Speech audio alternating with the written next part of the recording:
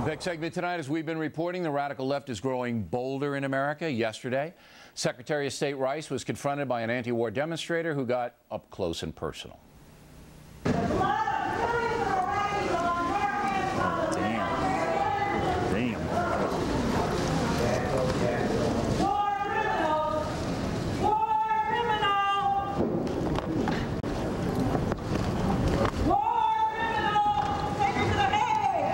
Disgraceful. At Emory University in Georgia, conservative David Horowitz was accosted and forced from the stage.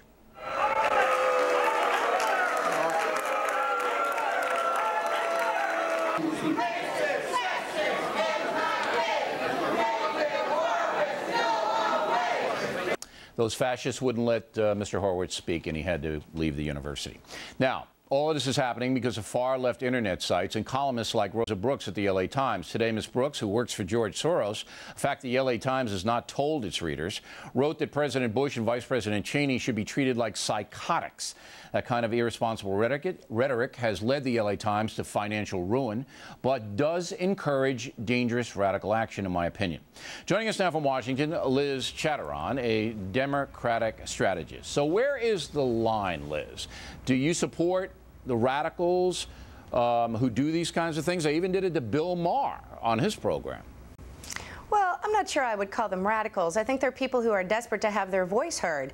The Bush administration has said that any dissenting opinion is unnecessary and won't even listen to anybody argue with them. So I think these people feel a little pushed to have their voices be heard. Do I think that the Secretary of State should have been submitted to that? No, I don't. I think it was an appalling breach of security that allowed someone to get that close to Secretary Rice. No Secretary of State should have to face that. And frankly, I think she handled it beautifully. But did the protester have a right to have her voice heard? Yes, she did. Well, do you think this woman should be arrested and charged? Well, you know, I have to tell you, I do not know what the rules for the Capitol Police are. Did you think she should be arrested and charged? I think if you get that close to the Secretary of State without a press pass, yes, you probably should be arrested and detained. I'm glad you're on that zone. Now, we've seen the fascists across the country shouting down people. We saw at Columbia University at the Minutemen. We see it with Horowitz at Emory. We see it with Bill Maher at his HBO program. You can't tell me this is legitimate dissent. They could stand outside with a sign. They can engage in debate. They can do whatever they want. They want to shout down, intimidate, and harm, in my opinion, people with whom they disagree. Well, I think we have a 24-hour news culture going in this country right now, and people want to have their voices be heard in it. And look, it's working. I mean, the woman yesterday in front of Secretary Rice is all over every major news site in the country. Yeah, but it hurts her own cause. If you think she's going to enlist sympathy for her cause of whatever it may be, you're crazy. Americans are getting angrier and angrier and angrier at this kind of intrusive and un-American behavior.